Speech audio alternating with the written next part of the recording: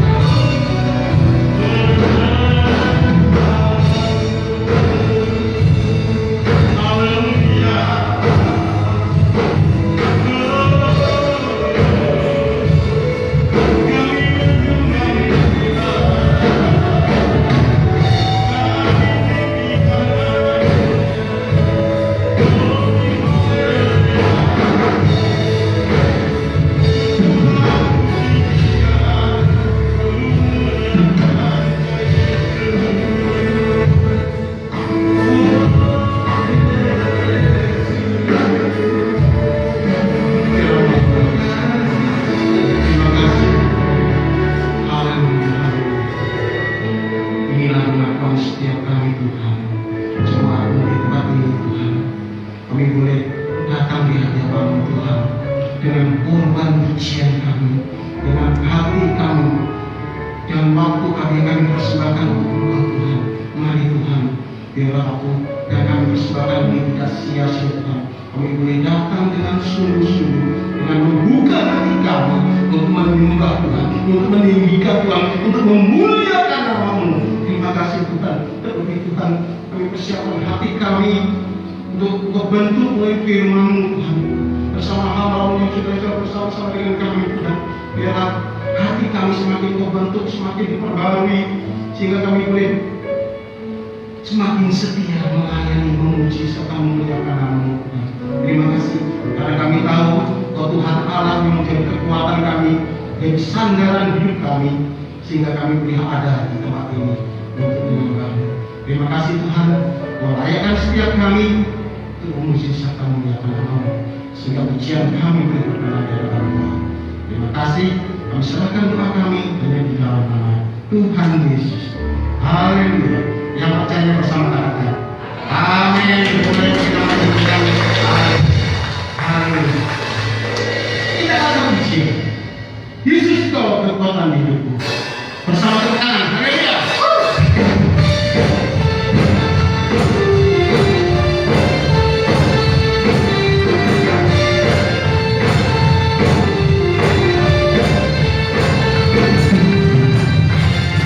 Yesus kau kekuatan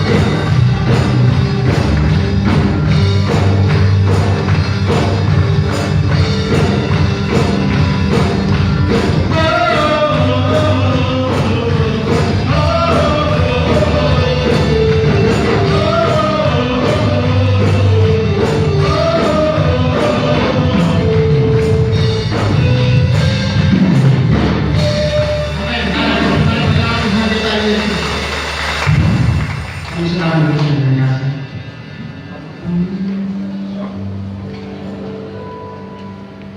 Memasuki tahun 2001 ini, saudara harus selalu bersanggaran terhadap Tuhan. Itu penting. Haleluya. Amin. Dialah kekuatan kita. Kita percaya dulu. Pihak buat apa sertamu? Kita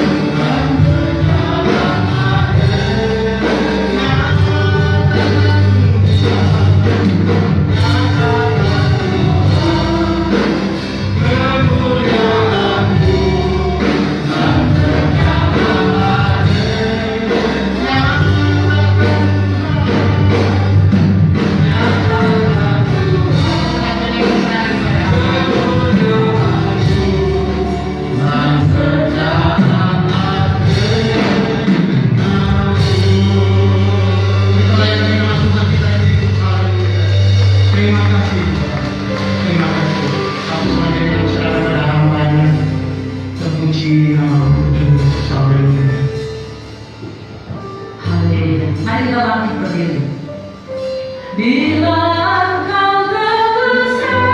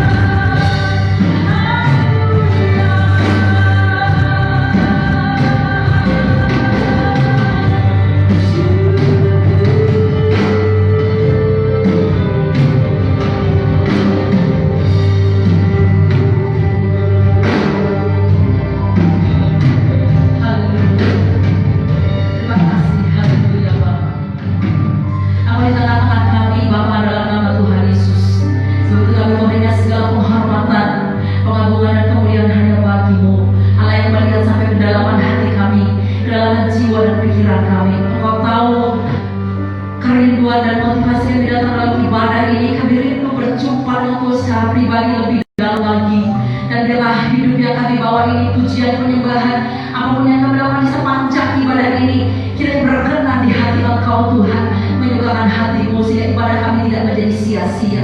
Dan di waktunya Tuhan, kami mau duduk diam, membuka hati, pikiran kami, jiwa kami, hidup kami untuk dijamah, dijumpai, diubahkan, dipengaruhi oleh firman Allah yang hidup, firman yang berkuasa, yang kami tahu tidak pernah berubah dulu, sekarang, sampai selama-lamanya. Terima kasih Tuhan, berarti hamba-Mu ini yang sudah Kau persiapkan jadi seorang berkat bagi setiap kami, dan tanpa terkecuali rapi pakai, dan biarlah setiap kami terberkati oleh perkataan yang datang dari surga. Dalam nama Tuhan Yesus, kami semua yang siap menyambut dan siap melakukan firman Tuhan, berkata bersama dengan saya, amin, haleluya. Puji nama Tuhan. Silakan kembali Bapak Ibu Saudara yang diberkati Tuhan. Shalom. Kita sudah ada di tanggal 10 hari yang ke-10 di 2021 bulan Januari. Masih sangat panjang perjalanan kita di tahun ini, dan kita percaya Bapak Ibu Saudara, tahun ini kita harus lebih baik dari tahun yang lalu. Katakan ya. Tahun ini kita harus lebih maju secara rohani dibanding tahun yang lalu. Yang itu katakan ya. Kita tidak boleh begitu-begitu saja dalam mengiring Tuhan, dalam pelayanan, dalam segala sesuatu yang berkaitan dengan hubungan kita dengan Tuhan. Kita harus mengalami apa yang namanya pergerakan sesuai dengan apa yang Tuhan mau di hidup kita. Karena itu sepanjang bulan ini kita akan belajar tentang manusia rohani. Tema ini berat, tapi tidak ada pilihan lain. Kalau Bapak Saudara mau disiapkan, mau benar-benar menjadi umat yang sungguh-sungguh ready menyambut kedatangan Tuhan, apa itu lewat lecture pengangkatan atau lewat Tuhan datang menjemput kita seorang pribadi lewat kematian, karena kematian begitu dekat hari-hari ini. Tidak seorang pun yang bisa menyangka, dan tidak seorang pun yang bisa menolak kalau itu sudah tiba pada kita, seperti Sriwijaya yang jatuh itu. Tak ada yang pernah menyangka satupun, dan 60 orang lebih ya yang meninggal dalam hitungan detik, Bapak Ibu Saudara. Jadi anak Tuhan yang dari situ, Tuhan datang menjemput mereka. Ya, cara kematiannya jadi terlalu penting lah ya. Yang penting hidup mereka benarnya hadapan Tuhan. Belum terjadi longsor di daerah Jawa Barat, belum yang lain-lain. Jadi kematian begitu dekat, begitu real, begitu fakta yang selalu siap harus kita hadapi, Bapak Ibu Saudara ya. Jadi karena itu, untuk menghadapi, menyikapi semua ini, apa yang harus lebih kita prioritaskan? Mempersiapkan diri supaya kita tidak hanya mengimani bahwa kalau kita mati, kalau kita meninggal, kalau kita diangkat, kita pasti pulangnya ke rumah Bapa, sampainya di surga, di tempat kekekalan. Tentu bukan fisik kita yang kita persiapkan, bukan harta benda kita walaupun penting selama di dunia ini, tapi lebih utama adalah manusia rohani kita, manusia roh kita. Karena tubuh ini akan kembali menjadi debu tanah, tapi yang kembali kepada kekekalan adalah roh kita, Bapak Ibu Saudara ya. Karena itu Bapak Ibu Saudara, silakan mencari uang sebanyak-banyaknya, tidak masalah dengan itu, asal dengan cara yang halal. Silakan saudara sekolah tinggi-tingginya, punya gelar, nggak ada salah dengan itu, asal yang benar ya. Tapi juga harus mati-matian memperjuangkan kehidupan rohani, harus rela bayar harga apapun, harus fight supaya apa, Bapak Saudara yang dikasihi Tuhan. Jangan sampai kita ini menjadi orang misalnya timpang secara jasmani, secara hal-hal materi dunia kita begitu oke, tapi secara rohani kita begitu memble, Bapak Ibu Saudara. Sangat mengerikan kalau sampai kita tidak ada di kekekalan nanti dalam kehidupan tentunya. Sebab ada juga orang yang mati dalam kekekalan. Nah, karena itu kita akan belajar untuk menyesuaikan diri dengan tiramanya Tuhan, menyesuaikan diri dengan polanya Tuhan. Apa yang Tuhan mau sih di hidup kita yang sudah begitu singkat ini? Ya, hari ini saya akan membawa subtema tentang manusia rohani ini, bukan sekedar hidup dan bukan sekedar beragama. Biasanya ini orang-orang dunia bangga sekali kalau mereka sudah bisa hidup layak, hidup oke, punya rumah, punya mobil, yang anak-anaknya sudah berhasil, itu oke. Dan juga bukan sekedar beragama. Apalagi kalau mereka berkata, oh sudah beragama, agamanya itu wah patuh banget, taat banget, itu merasa nilai itu lebih lagi. Orang Kristen nggak gitu, Bapak Saudara ya. Kristen itu bukan sekedar agama, tapi ada satu makna, ada satu nilai kenapa Tuhan menjadikan kita sebagai orang Kristen, sebagai pengikut Kristus. supaya selama kita ada di dunia ini merupakan persiapan kita untuk sampai di sana di kekekalan, dan kita tidak malu menghadap Dia Kristus sebagai Sang Raja yang selama di bumi ini masih merupakan bayang-bayang, tapi di sana nanti kita akan bertatap muka langsung dengan muka. Dan bagi mereka yang terbiasa menghidupi pola hidup Kristus, di sana sudah terbiasa juga Bapak Saudara ya. Dan kalau di sini selama di bumi ini terus menunggu banyak hal-hal yang hanya mempunyai secara rohani tapi kehidupannya enggak, nah itu akan malu tentunya. Baik, slide berikutnya. Nah saudara, yang kasih Tuhan, manusia diciptakan menurut gambar dan rupa Allah dalam Kejadian 1, 26, 27. Dan oleh pengorbanan Kristus di atas kayu salib, manusia yang sudah jatuh dalam dosa dan mengalami kutuk dosa itu, maut itu, diselamatkan olehnya dengan pengorbanannya. Dan kita bersyukur kita ini orang-orang yang begitu berharga, seharga darah dan nyawa Yesus.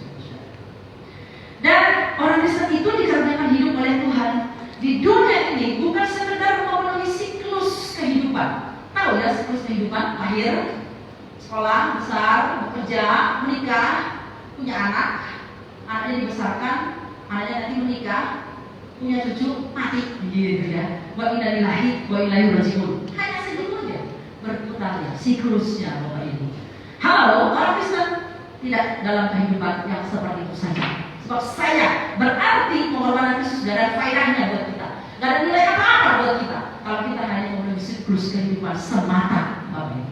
Nah karena itu mari kita belajar bagaimana ya supaya dalam hidup ini kita punya benar-benar nilai pengorbanan Tuhan itu, nilai hidup kita yang merupakan gambar dan rupa Allah itu, kita bisa manifestasikan, kita bisa hadirkan Tuhan yang hidup yang sudah mati berkorban bagi kita, sehingga orang-orang di sekitar kita pun terberkati oleh kehidupan kita.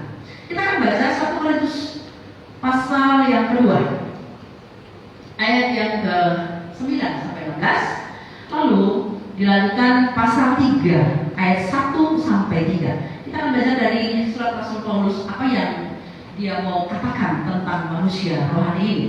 1 Korintus 2 ayat 9 sampai 16, dilanjut dengan pasal 3 ayat 1 sampai 3. Saya mulai dari ayat 9. Lalu Bapak Saudara ayat yang ke-10. Kita bergantian terus. Nanti pasal 3 ayat 3 kita baca bersama-sama. Begini firman Tuhan. Tetapi seperti ada tertulis, apa yang tidak pernah dilihat oleh mata dan tidak pernah didengar oleh telinga dan yang tidak pernah timbul di dalam hati manusia, semua yang disediakan Allah untuk mereka yang mengasihi Dia. Silakan. Kepada kita Allah telah menyatakan oleh Roh, sebab Roh memiliki segala sesuatu, bahkan hal-hal yang tersembunyi dalam diri Allah. Siapa gerangan di antara manusia yang tahu apa yang terdapat di dalam diri manusia selain roh manusia sendiri yang ada di dalam dia? Demikian pula lah, tidak ada orang yang tahu apa yang terdapat di dalam diri Allah selain roh Allah. Kita tidak menerima roh dunia, tapi roh yang berasal dari Allah, supaya kita tahu apa yang telah dikaruniakan Allah kepada kita. Dan karena kami menafsirkan hal-hal rohani kepada mereka yang mempunyai roh, kami berkata-kata tentang karunia-karunia Allah dengan perkataan yang bukan diajarkan kepada kami oleh hikmat manusia, tetapi oleh roh. Tetapi manusia duniawi tidak menerima apa yang berasal dari roh Allah, karena hal itu baginya adalah suatu kebodohan, dan ia tidak dapat memahaminya, sebab hal itu hanya dapat dinilai secara rohani. Tetapi manusia rohani menilai segala sesuatu, tetapi dia sendiri tidak dinilai oleh orang lain. Sebab siapakah yang mengetahui pikiran Tuhan sehingga ia dapat menasihati Dia? Tapi kami memiliki pikiran Kristus. Pasal 3 ayat 1. Dan aku, saudara-saudara, pada waktu itu tidak dapat berbicara dengan kamu seperti dengan manusia rohani, tetapi hanya dengan manusia duniawi yang belum dewasa dalam Kristus. Silakan ayat 2. Susulah yang kuberikan kepadamu bukanlah makanan keras, sebab kamu belum dapat menerimanya, dan sekarang pun kamu belum dapat menerimanya. Bersama-sama. Karena kamu masih manusia duniawi. Sebab jika di antara kamu ada iri hati dan perselisihan, bukankah hal itu menunjukkan bahwa kamu manusia duniawi dan bahwa kamu hidup secara manusiawi? Bagus dari dikasih Tuhan, jemaat di Korintus adalah jemaat yang kaya dengan karunia-karunia rohani. Dalam pasal 12, kalau saudara baca di sana, mereka hampir memiliki semua karunia itu. Tapi jemaat adalah jemaat yang paling trouble, jemaat yang paling banyak bermasalah, jemaat yang nyaris membuat Paulus juga stres menghadapi mereka, Bapak Saudara.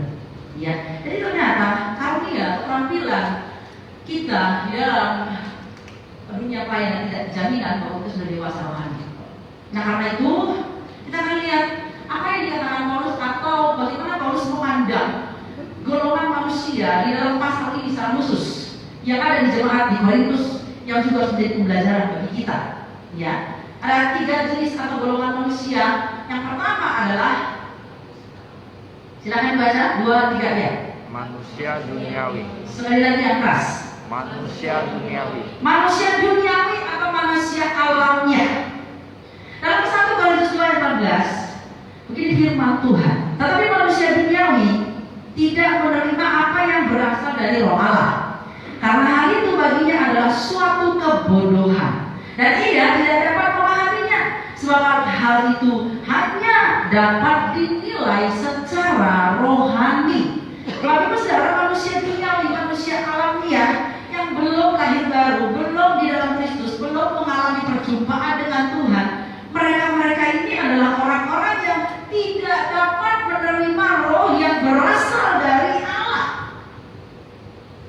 Mereka ini adalah orang-orang yang menutup diri atau tertutup tepatnya terhadap roh Allah. Kenapa demikian? Karena roh kegelapan, roh dunia ini menutup mata rohani mereka, menguasai mereka, membutakan mata rohani mereka. Bapak saudara, orang-orang Yunani, Korintus itu adalah orang Yunani, bangsa Yunani. Di sana itu yang paling diagung-agungkan adalah ilmu pengetahuan.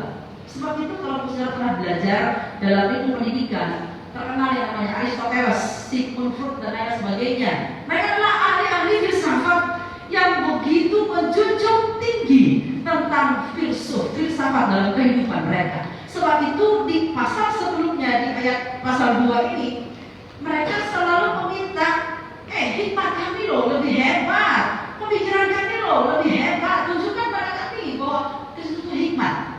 Sebab itu bagi mereka pemberitaan salib merupakan sebuah kebodohan. Masa iya ada seorang yang mati bagi kita hanya karena dia tidak berdosa, lalu kita percaya kepadanya terus kita selamat gitu? Nah, tidak sanggup akan mereka menerima itu, Bapak Saudara. Salib merupakan berita kebodohan bagi mereka. Kenapa? Karena mereka selalu mengagungkan ilmunya, mengagungkan pengetahuannya, melebihi Tuhan bahkan. Dan ini tentunya adalah ciri orang-orang atau manusia duniawi. Dan mereka tidak dapat memahami apa yang berasal dari roh Allah, tidak bisa nyambung.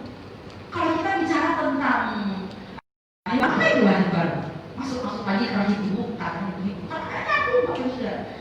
Pikirannya dibutakan tadi itu ya, rohnya tertutup karena roh dunia ini membuat dia seperti itu, nggak bisa nyambung dan menilai segala sesuatu itu secara duniawi. Standarnya adalah ukuran duniawi, apapun itu, dalam mengambil keputusan secara duniawi, ya dalam menilai orang secara duniawi, dalam mengukur segala sesuatu secara duniawi. Semua yang dipakai ukuran-ukuran duniawi semata. Ukurannya adalah harta, kekayaan, baru sukses. Itu ukuran duniawi kan.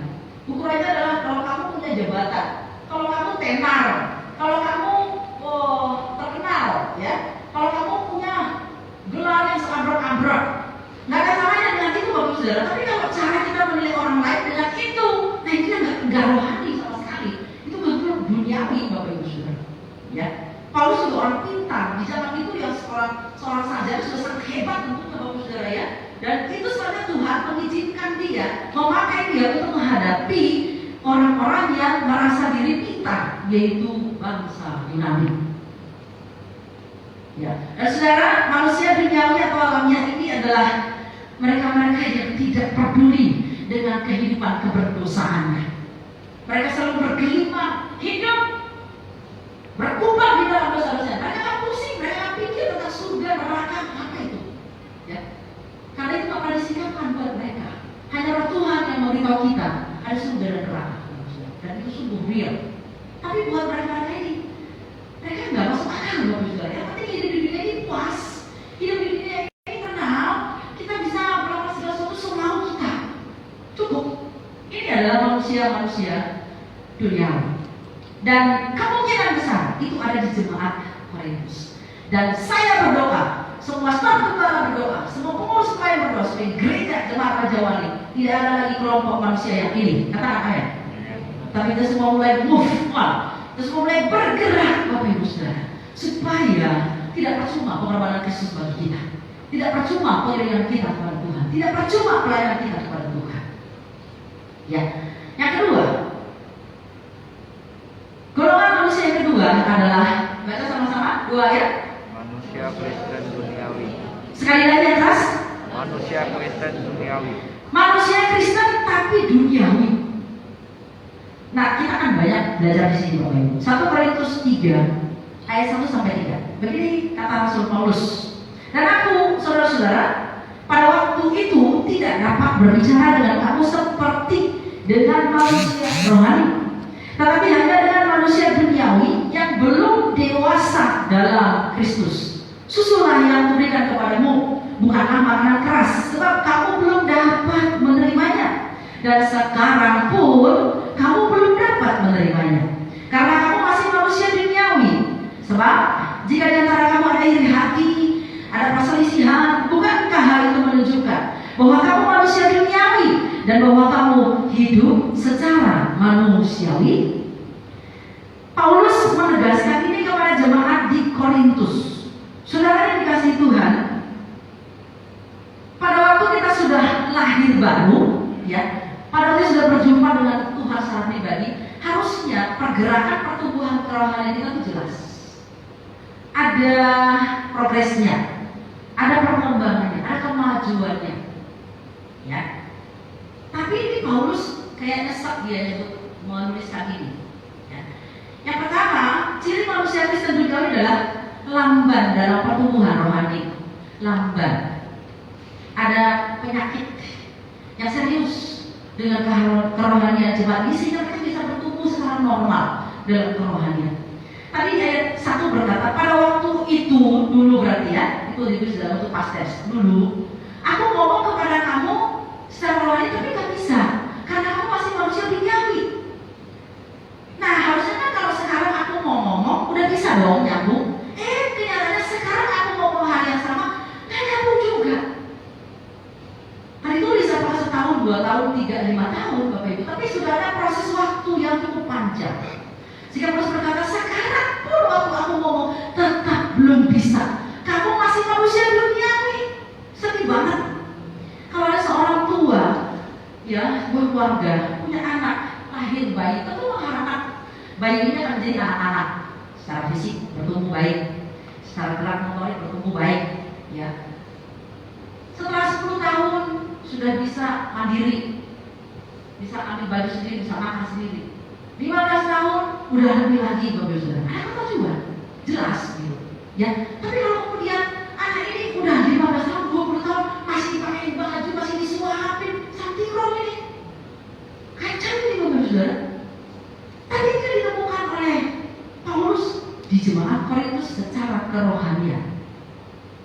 Nah, dulu saya ngomong kepada kamu tentang hal-hal surgawi, nggak nyambung. Sekarang nggak nyambung juga. Jadi ada masalah apa dengan kerohanian jemaat di Korintus ini? Mereka ternyata sudah Kristen, tapi Kristen anak-anak, Kristen yang tidak bertumbuh. Ini sesuatu yang mengerikan, Bapak Ibu. Ya, belum dewasa. Makanan susulah yang diberikan kepadamu, bukan makanan keras, kata Paulus. Kalau bayi itu makannya lembek-lembek, yang lembut-lembut, susu. Dikasih makanan keras, dia oek, muntah. Dikasih makanan pedas, dikasih dia cimur misalnya, dikasih seblak, entret dan susu. Itu karena masih anak-anak. Dikasih makan daging, ngamuk pastinya, Bapak Ibu Saudara. Masih anak-anak, belum bisa. Makanya kalau bilang aku berikan kamu susu aja deh, kamu lembek-lembek. Rohani yang gak dewasa sama, mau mendengarkan firman Tuhan, tapi yang sifatnya tidak mendidik, yang sifatnya itu, kamu diberkati loh, Tuhan tuh sayang kamu. Gak salah memang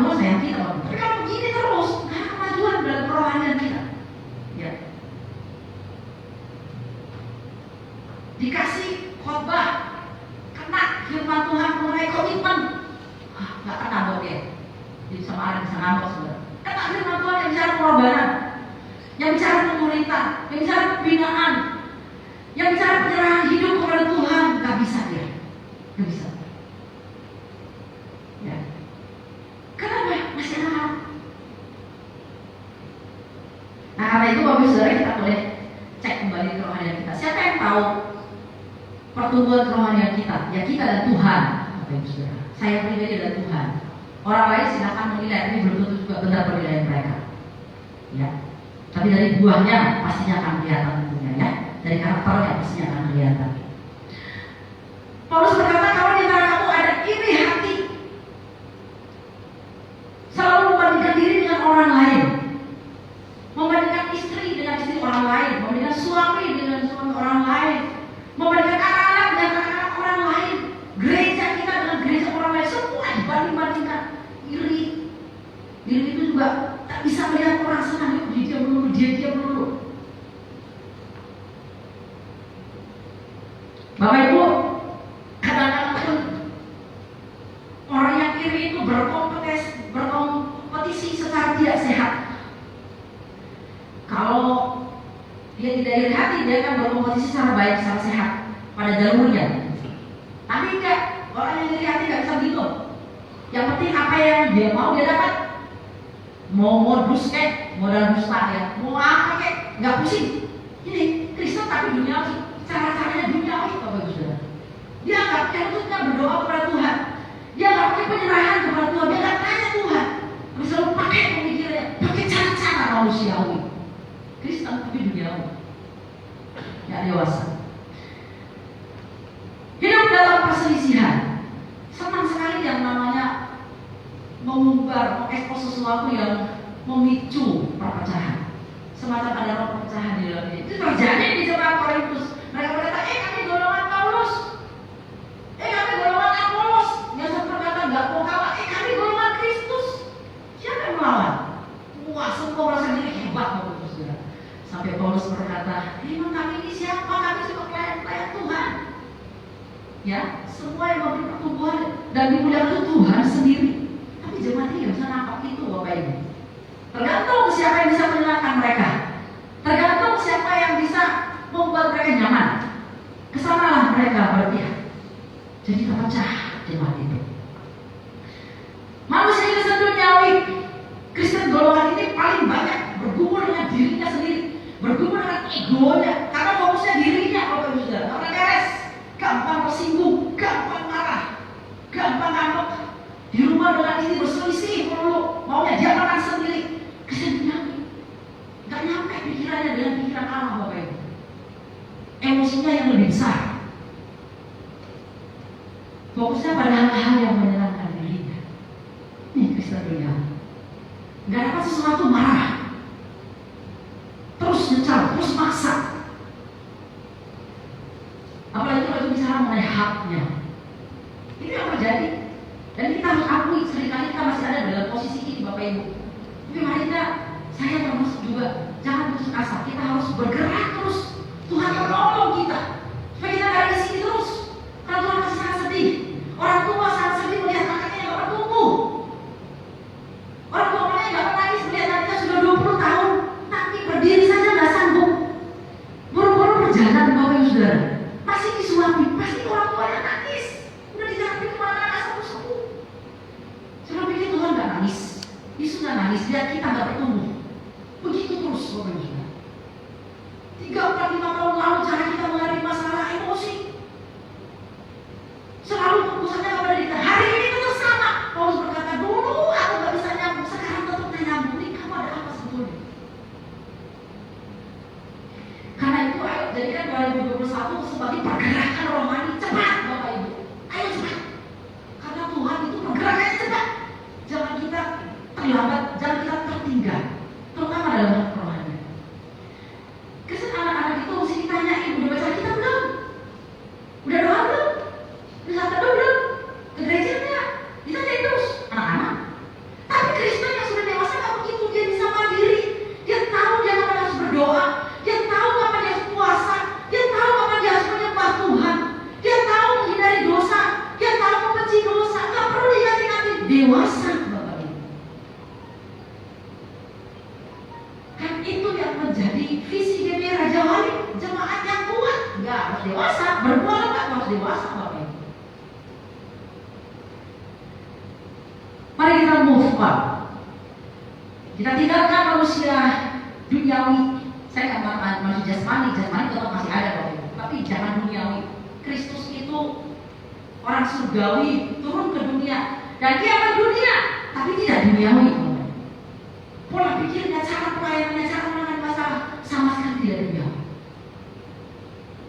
Memang banyak yang menolak dia, bahkan akhirnya menyalibkan dia. Mari kita bergerak dari manusia Kristen yang masih kadang-kadang begitu duniawi. Kita lanjutkan seperti tema di bulan ini, menjadi manusia rohani. Yang ketiga, silakan yang ketiga. Dibaca bersama-sama 2, 3 ya. Manusia Kristen rohani. Sekali lagi yang keras. Manusia Kristen rohani. Manusia Kristen rohani. Ada manusia Kristen duniawi, ada manusia Kristen rohani, saudara. Dalam pasal 2 ayat 12 sampai 13. Kita tidak menerima roh dunia, tetapi roh yang berasal dari Allah, supaya kita tahu apa yang dikaruniakan Allah kepada kita. Dan karena kami menafsirkan hal-hal rohani kepada mereka yang mempunyai roh, kami berkata-kata tentang karunia-karunia Allah dengan perkataan yang bukan diajarkan kepada kami oleh hikmat manusia, tetapi oleh roh. Manusia Kristen rohani itu punya ciri, punya tanda. Yang pertama, mereka memang menerima roh yang berasal dari Allah pada waktu mereka sedang mengalami proses perjumpaan pribadi dengan Tuhan, yaitu lahir baru. Ada benih ilahi di dalam dirinya, ada roh Allah yang memimpin dia, menguasai pikirannya, sehingga dia betul-betul menyerahkan diri, dipimpin oleh Tuhan, menerima roh yang berasal dari Allah, menolak roh-roh yang berasal dari dunia ini. Bagi mereka selalu menjadi orang-orang yang memusuhi iblis, memusuhi perbuatan dosa, karena ada roh Allah, karena ada benih ilahi. Tahu apa yang dikaruniakan Allah. Mereka paham, mereka mudeng bahwa harga mereka adalah seharga darah dan nyawa Yesus. Karena itu mereka tidak main-main menjalani kehidupan. Mereka betul menghargai anugerah Tuhan. Tahu begitu besar pengorbanan Yesus bagiku. Mereka menghargai hidupnya dan menata begitu rupa, begitu baik supaya punya nilai. Mereka tahu Allah mengaruniakan kepada mereka kehidupan yang kekal. Karena mereka berjuang untuk tetap ada di dalam kehidupan itu sampai nanti berjumpa dengan Sang Bapa, Sang Yesus, muka dengan muka. Ada banyak orang Kristen tidak tahu apa yang dikaruniakan Allah kepadanya. Yang penting kita bisa makan hari ini, kita bisa ibadah, ya yang anak sekolah cukup, tapi tidak lebih dalam Bapak Ibu. Tidak pernah menggumuli kerohaniannya secara serius dan sungguh-sungguh sampai meratap menangis di bawah Tuhan. Gak pernah melihat respek kehidupannya. Kenapa ya Tuhan, saya masih kedagingan saya begitu kuat Tuhan. Kok saya masih gak masih punya Tuhan, ampun Tuhan.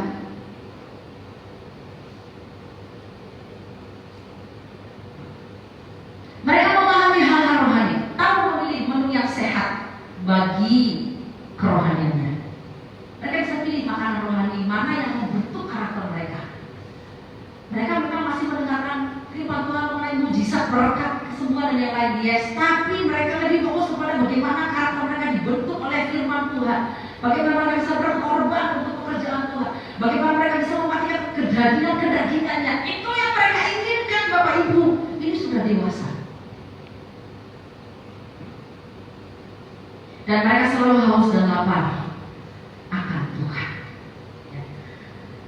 Mereka bisa mendisiplin rohaninya. Mereka sudah mandiri, memimpin manusia rohnya, sehingga tidak perlu harus selalu diingat-ingatkan. Mereka berpikir dan berperilaku secara rohani juga. Pikirannya dikuasai Kristus. Makanya tadi di dalam ayat yang 16 ya, siapakah yang mengetahui pikiran Tuhan sehingga ia dapat menasihatinya, tetapi kami memiliki pikiran Kristus. Dari mana orang dunia tahu kita ini adalah orang-orang rohani Kristen? Dari cara kita berpikir Bapak Ibu. Waktu kita berbicara kepada mereka ngomong masih di level yang jorok-jorok, yang cabul-cabul, yang semua fokusnya itu hal-hal yang duniawi. Kita sudah ngomongnya beda, firman Tuhan. Ya, firman Tuhan, kita ngomongnya firman Tuhan. Mulai-mulai udah beda. Berpikirnya, berperilakunya secara rohani, kelakuannya kelihatan ada buah roh yang nyata di sana. Kesabaran mereka bisa mereka tunjukkan. Penguasaan dirinya mereka bisa tunjukkan. Kasih sukacitanya mereka bisa tunjukkan. Dalam menghadapi situasi COVID, mereka menjadi orang-orang yang begitu sabar. Mereka bisa menerima apa yang Tuhan izinkan terjadi, Bapak Ibu Saudara. Ini namanya sudah dewasa. Ya, dan menilai segala sesuatu secara rohani. Hari ini Tuhan berkata, manusia rohani menilai segala sesuatu, tapi mereka tidak dinilai. Manusia rohani itu bisa menilai orang tanpa menghakimi. Saya tegaskan, manusia rohani itu menilai orang lain tanpa menghakimi, Bapak Ibu. Dan untuk sampai pada posisi itu gak mudah. Kalau saya menjadi seorang, ujung-ujungnya biasanya saya akan berkata, ya susah. Tapi kalau manusia rohani menilai orang lain dan tanpa menghakimi, ujung-ujungnya adalah didoakan, gitu. Ya, didoakan, bila perlu dikuasai supaya Tuhan menolong dia. Jadi ini adalah orang-orang Kristen atau manusia Kristen yang rohani. Kalau melihat orang lain mungkin ya ekos atau apa, dia bisa berkata, jangan-jangan dia lagi punya masalah ya. Jangan-jangan dia lagi ribut sama istrinya mungkin, jadi nggak langsung menghakimi, Bapak Saudara. Sombong, nggak gitu. Ya mungkin aja dia punya persoalan lain sehingga dia berperilaku seperti itu. Atau dia lagi punya kesulitan ekonomi. Manusia Kristen rohani. Mari kita mengejar yang golongan yang ketiga ini, karena ini yang Tuhan mau di kehidupan kita, Bapak Saudara. Hari ini kita mau check up kerohanian kita di hadapan Tuhan. Pernah nggak kita diam, bilang Tuhan bicara di hatiku, beritahu aku posisi rohaniku seperti apa ya hari ini Tuhan ya. Tuhan beritahu aku di mana letak keterlambatanku dalam pertumbuhan rohaniku. Tuhan beritahu aku supaya aku nggak begini terus, supaya aku nggak fokusnya duniawi terus. Tuhan tolong saya. Pernah nggak kita berdiam menangis di hadapan Tuhan, biarkan Tuhan bicara di hati kita, bagusnya. Kalau sudah pernah, diulang kembali dan diteruskan. Kalau belum pernah, ini waktunya 2021 menjadi tahun di mana pergerakan rohani kita cepat. Kita terbang, bukan hanya lari, tapi terbang bersama dengan Tuhan. Supaya apa? Betul-betul kita menjadi manusia ilahi yang menghadirkan Tuhan dan kerajaannya di seluruh aspek kehidupan kita. Dan lewat hidup kita banyak orang diberkati. Lewat hidup kita terjadi penuaian jiwa di rumah, di tempat pekerjaan, di masyarakat, dimanapun kita berada. Sehingga Tuhan dipermuliakan. Amin. Untuk firman Tuhan, selamat menjadi manusia rohani yang hidup dalam kemenangan karena Tuhan adalah kehidupan kita. Dengan satu pujian, ku ingin selalu bersekutu denganmu, hanya dekat Allahku pada malam hari. Mari kita langsung berdiri, Bapak Ibu Saudara.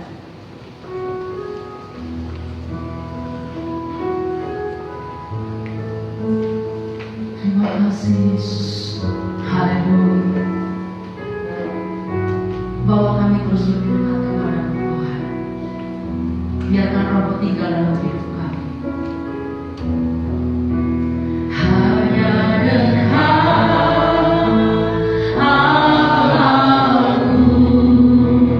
rasa tenang hatimu, kau sertai jalanku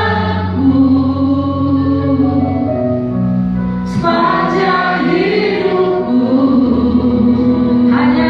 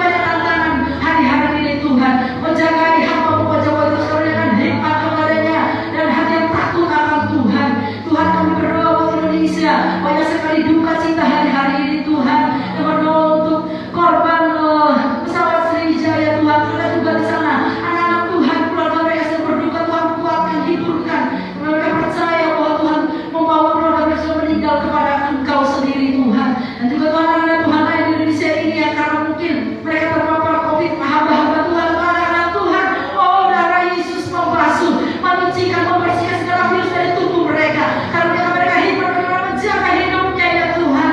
Tolong juga ya Bapak supaya penanganan segala persoalan yang begitu pelik di bangsa ini, Tuhan karuniakan kepada semua orang-orang yang memang membidanginya, sehingga Indonesia terus dibawa menjadi bangsa yang kuat, bangsa yang sehat, bangsa yang senantiasa memuliakan Tuhan.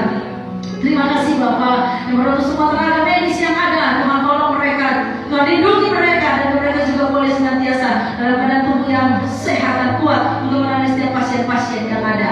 Kalau memang COVID ini merupakan suatu proses bagi kehidupan kami, seluruh dunia untuk semakin dimurnikan dalam iman, dimurnikan dalam kasih kami. Tuhan mampukan kami, biar kami makin lekat dekat kepada Engkau, cinta kami makin kuat kepada Tuhan, iman kami makin murni. Terima kasih Bapak, kami menyerahkan GBI Raja Wali dalam tangan Tuhan, di mana kami lahir, bertumbuh dan terus Tuhan dewasakan. Tolong ya Bapak, setiap kali jemaat mendengar firman Tuhan di tema-tema yang dihadirkan, itu termaterai di hati kami, dan ada perubahan yang terjadi di kehidupan kami dengan firman Allah bekerja oleh urapan Roh Kudus. Kami serahkan gembala sidang kami Om Heno, terus kami nyatakan kesehatan yang sempurna atas tubuhnya serta kerinduannya. Berkati karuniakan hikmat bagi beliau Tuhan dalam mengambil setiap keputusan, wibawa ilahi ada pada beliau. Terima kasih Tuhan, berkati istri dan anak mantu cucunya, juga seluruh pengurus pelayan Tuhan di Raja Wali. Tuhan tolong kami supaya boleh memiliki kemajuan dalam kehidupan kerohanian kami, supaya bisa melipat hasil untuk kepada jemaat yang kami layani. Tuhan berkati seluruh jemaat-Mu, baik yang hadir sore ini di ibadah ini di gereja maupun yang sedang beribadah secara online melalui live streaming. Tuhan jumpai mereka, Tuhan lawan mereka dengan kuasa Roh Kudus-Mu. Tuhan Engkau memberi kesembuhan bagi jemaat yang mengalami saat ini berkumpul dengan kesehatannya. Kuasa darah dan biru Yesus menjamah, menyembuhkan, memulihkan tubuh jemaat Tuhan di dalam nama Tuhan Yesus Kristus. Terima kasih juga Tuhan untuk setiap jemaat-Mu yang berkumpul secara ekonomi. Tuhan juga tolong berkati usaha mereka, apa yang mereka lakukan Tuhan buat kiranya berhasil. Terima kasih setiap keluarga di Gereja Wali, kami serahkan dalam tangan Tuhan. Engkau hadir di setiap keluarga, sehingga ada kasih yang selalu menghangat, ada damai sejahtera di setiap rumah tangga. Berkati pekerjaan jemaat-Mu Tuhan, berkati usaha jemaat-Mu, berkati studi jemaat-Mu Tuhan. Terima kasih Bapak, sebentar jemaat juga akan memberikan persembahan, ucapan syukur, perpuluhan dan lain-lain. Tuhan, Engkau memberkati mereka dalam semua apa mereka sudah tabur ini. Kami percaya Tuhan memberkati kami. Bagimulah segala kemuliaan. Kami serahkan seluruh doa kami dalam satu nama yang berkuasa, nama Tuhan Yesus Kristus Juru Selamat kami. Kami sudah berdoa. Kita semua katakan bersama-sama. Amin. Silakan duduk Bapak Ibu Saudara dikasih Tuhan.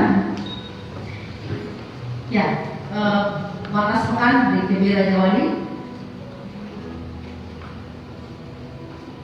Kalau Bapak Saudara terbiasa mentransfer, baik itu perpuluhan atau persembahan yang lain, saudara tetap bisa melakukan hal yang sama dengan nomor rekening yang ada di ayat itu.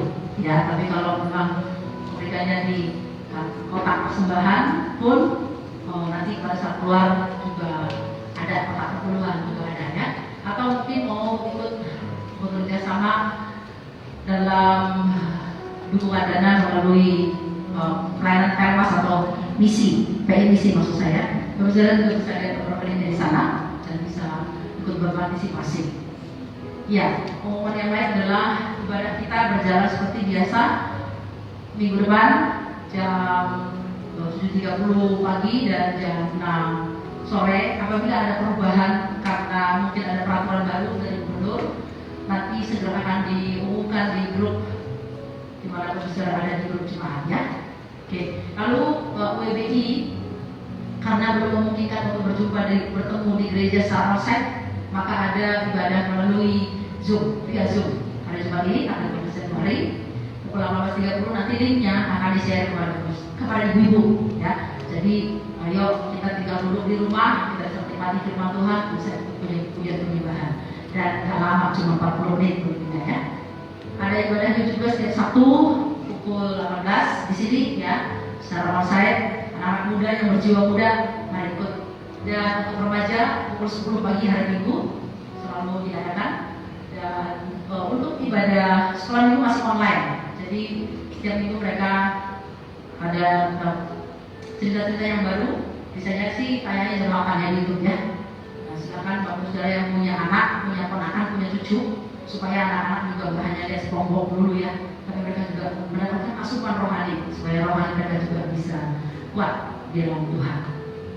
Itu saja Bapak Saudara. Kalau nanti pada saat Bapak Saudara keluar di belakang ada jam untuk persembahan, saudara bisa memberikan dan tetap jaga jarak, tentunya ya. Jaga imun, tetap waspada ya Saudara ya, karena hari-hari ini kita juga nggak tahu mana yang OTG mana yang bukan. Tapi kalau kita menjaga kesehatan dan beribadah dan berdoa, maka perlindungan Tuhan nyata di kehidupan kita. Baik, kita akhiri ibadah ini. Mari kita bangkit berdiri. Kita siapkan hati untuk menerima berkat dari Tuhan. Bapak, Engkau kedangkan tanganmu di atas setiap kami anak-anakmu yang sudah hadir di ibadah sore ini maupun yang ada di rumah. Mari saudara, kita boleh mengangkat kedua tangan kita tinggi.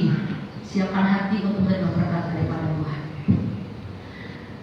Kiranya Allah selalu menghadapkan wajahnya kepadamu, sehingga saudara mengajarkan kemuliaan Tuhan dimanapun saudara berada di sepanjang kehidupanmu. Pulanglah dan terimalah segala berkat yang berlimpah dari Allah Bapa, kasih karunia yang tidak berkesudahan dari Tuhan Yesus Kristus Juru Selamat kita, serta pimpinan persekutuan kekuatan Roh Kudus yang membuat kita tetap setia mulai detik ini sampai Maranatha Tuhan datang menjemput kita semua di awan-awan yang permai. Dalam nama Yesus semua kita katakan amin. Kami silakan dulu sebentar.